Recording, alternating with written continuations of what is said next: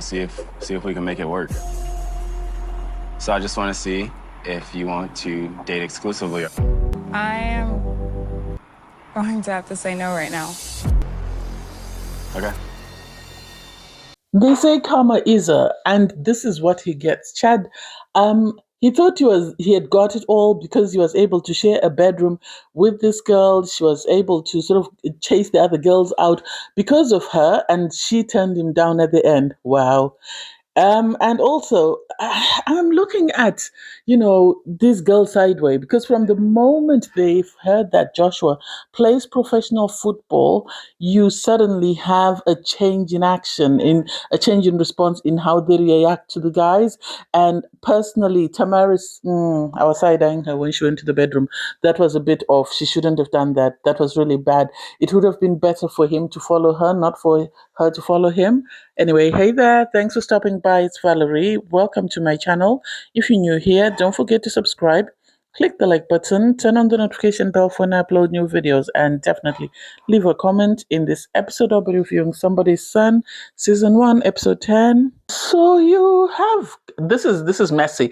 I hate how we skipped a certain bit because we had the bit with Chad and being caught in bed, and we actually really didn't get to see what happened. So you have the girls, you have Jasmine and Paige sort of talking about the fact that they missed Lauren. Lauren left the night before. She felt there was nothing romantic there, and so she's leaving. Even Chad's mom, Katina, confirms that she left because of that. But then you are shown a clip of Lauren sort of walking into the bedroom and finding Chad in the bed, and there's someone running after her. So my theory is production must have had, or Lauren must have overheard production having this conversation about Chad constantly going to Jasmine's room, and I think this is why Jasmine came, or somebody told her that, this is what's happening, just go and pull Jazz so that we see if he's there. But she wanted to go into the room and actually see for herself. That's the impression that I get. You have Joshua and Auntie Ma. They he's looking for his aunt in the whole sort of house, and eventually he finds her. So Joshua is tasked with setting up a date for him and the two girls, and is tasked with perhaps sharing any information you've been contemplating sharing. And he is, obviously his secret is the fact that he's a professional football player, and he's trying not to tell the girls because I think he's worried that some of them might be interested in him because of his wealth and not because of his character. Well, in this case, he should have gone to Love is Blind if that was the case. Anyway, they start painting, and while they're painting, he says, in the spirit of getting to know one another, I've decided to reveal something about myself that I've been keeping private. And both girls are waiting on pins and needles. When he reveals that he's a football player, they're both saying, oh, it's not that, it's not a big deal, blah, blah, blah. It is a big deal. It is a big deal. Some people just don't date athletes just for the sake of it. And so the idea and the audacity to pretend like it's not a big deal, I don't get it. I wish their girls had sort of reacted in a different way. I know they don't want to be judged, but I think I would have said to him, I hate that you lied to us, or I hate that you felt you needed to withhold this information. It would have been a good idea for you to give us this information earlier. That way we can decide whether or not to stay, because for example, I might not be into, football players or athletes. So I think it should have been a priority for you to tell us, but I understand why you say you didn't tell us. So I don't know how that's going to go. We'll wait to see what happens the rest of the episode. You have Chad, who Katina is busy sort of playing a card game with Paige. She really seems to get along with Paige, whereas Chad is having conversations with Jasmine. And what I feel like is Katina sees Paige in herself, and because she sees Paige in herself and she sees the qualities that she wants for a wife for her son, this is why she's pushing for Paige to be chosen. But his son, because of his issues with his mother, irregardless of how amazing Paige is, he is going to refuse or reject that because he doesn't want to sort of agree with what his mom wants, because there's nothing about Jasmine that makes any sense outside of the fact that she's young and she's attractive. So for Jasmine to push him to say, you need to tell Paige that you're not attracted to her, you need to tell Paige, because it seems when he goes to her bed at night, when he's enjoying himself, he's a blabbermouth. He starts talking badly about the other girls in the experiment. So he's talking about the fact that he doesn't have any physical attraction to Paige. He's just pushing it just because, but otherwise there's nothing there. He doesn't see anything developing there. And it's like, is he saying that to appease you, or is he saying that because it's real? So for Jasmine to be crying and saying, I don't like keeping secrets from the girls, you're just as bad as he is. From the moment you told him you liked him, that's the moment he turned away from everybody else and prioritized you. So you're just as bad as he is, because to him you're a pretty young thing, and that's it, nothing else. And so for her to push him to say, I need you to go and speak to Paige, I need you to go and speak to Paige, that did not make sense. That didn't make sense to me, unless she was doing it because she only wants to be the only person left in the experiment. That's the impression that I got. You have Chad have a conversation with Paige, and he says to Paige, I just wanted to let you know that there's no romantic spark. I don't get any romantic interest, blah, blah. I am happy she spoke up for herself. She said, you wasted my time because you told me that I needed to do certain things in order for you to find me appealing. I've done those things and still nothing has changed when you knew for a fact that there was never going to be anything. When Lauren left, I could have easily left, but I stayed because of Jasmine, because I wanted Jasmine to enjoy the experience. But sadly, so I feel like both girls knew that this is what he was doing behind their backs. And Paige, out of sort of allegiance to her sister, to Jasmine, she decided to stay and say, okay, I'll stay for Jasmine. That way the experiment continues. And so for him to speak to her like that, I didn't like it. I really didn't like it. I found it very disrespectful. I found it very off-putting, in my opinion. It was very off-putting. But I love that before she left, Paige went and spoke to the mom. You could see that the mom was devastated.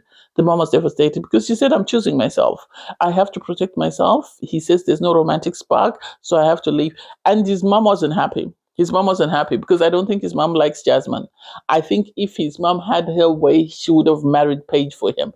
And if I had my way, I would have married Paige for him as well, because I think Paige of the two girls is better. She's got a lot in common with him. She is more accomplished. She's got more substance to her. I feel like Jasmine is just there to get clout and to be on TV and have this opportunity to sort of market herself in that way. I don't think she's there because she really likes this man and she sees a future, she sees life, starting a family and stuff. I don't think so. And this man is going to regret this decision. For the mom to hug her was really sad. And also Paige went and said goodbye to Jasmine. Jasmine should have been honest. Jasmine should have told her that, okay, I'm happy that he told you, because I've been pushing him to say you need to speak to her and tell her the truth of where you stand, because he's been confiding all this in me and it's been too heavy for me to carry. And I didn't want to bring it to you just because I felt like it was better for him to tell you. I didn't want it to seem like we're talking about you behind your back. That I would have respected and appreciated from Jasmine. So you have Joshua arrange a date for himself and Chambrielle. They go quad biking.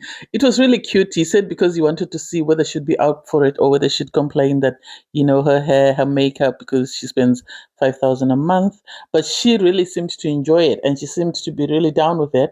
They spoke about the fact that he said he's a professional player, and she says that she's dated people that are well off, so this is not new to her. So she's good with that. And so they seemed really comfortable. I like that since she came in and realized the environment she's in, she sort of toned down, because I remember her walking in her booty shorts on day one. So I love that she's managed to mellow down. They were slightly intimate. There was a lot of hand holding and stuff. And the fact that she jumped on him after the quad biking, he seemed to like that. And so they come back to the house, and Auntie Oma is excited to see her nephew. She really loves her nephews. She ran, she hugged her nephew, even though he was dirty. One would expect her to say no, but she seemed very happy to see him. Tamaris was looking at it sideways because she was sort of thinking, what about me? What about me? How come he's not paying me attention? Because they seem to be really enjoying one another's company. Anyway, so they had a little picnic while they were out as well. Sorry, I forgot to mention, with Chambrielle. And so you have everyone. The house seems peaceful. It seems more peaceful because Joshua, irregardless of his faults, he has tried to be as respectful to the girls as possible. His aunt is happy for him. She says she's happy. He's finding love. She's wanted this for him. And he seems excited as well to be finding love.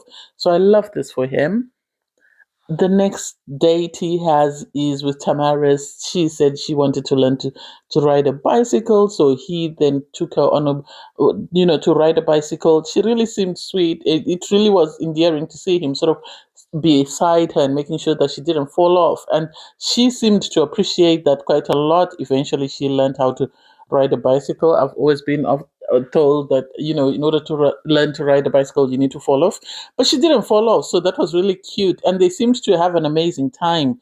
She seemed more sort of touchy feely. I totally agree with Joshua that she seemed more intimate, and he couldn't quite understand, is she intimate because she's comfortable, or is she intimate because it's the end and she wants to be chosen, or is she intimate because she now knows he's a professional football player? So he was questioning that, and I wish she had continued the way she was. I wish she had continued the way she was, because at the end of the day, if he liked her, then he would have chosen her. It didn't matter whether she was physically intimate or not, he would have still chosen her. So I was siding her on that part, that I didn't quite understand why she did that. Um, so she learned to ride the bicycle. So after riding the bicycle, they had a picnic lunch where she was very intimate. She was very cuddly feely. She was very sort of in his personal space quite a bit. And I was side eyeing that. And so for her to then climb into his bed at night was too much.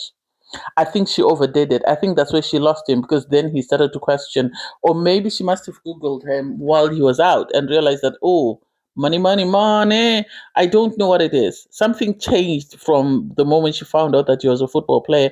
And sadly, I don't think he's going to choose her. I think he's going to choose Chambrielle, because she overplayed her hand. Even he was side eyeing her that, oh, what's going on here? And climbing into bed didn't serve any purpose, as we can see. Anyway, we have Chad and Jasmine go on a date. It's their final date where he's supposed to ask her whether she wants to be exclusive with him. Jasmine played him because she made it seem like she was the only one who really liked him as a person. So for her to like him as a person and then allow him to sleep in her bed every day, he thought it was he had it on lock. That's what he thought. He thought he had it on lock, and I think this is why he was ready to ask her to be his girlfriend and be exclusive. First of all, she came in. She wanted to know exactly. She played him the moment she told him that, I think she liked the idea of the competition with the other girls. And when all the other girls left, and after her conversation with Paige, she decided that enough was enough. Or maybe she just wants to continue to date him, but not be exclusive. Because she asked him how the conversation with Paige went, and then he asked her, "Do you want to be exclusive with me?" She said no. She said, she doesn't think they're at a point where that can happen. And it's like, well, he played himself. He really did play himself, because he had amazing girls like Paige in front of him, and he lost them because he went after lust.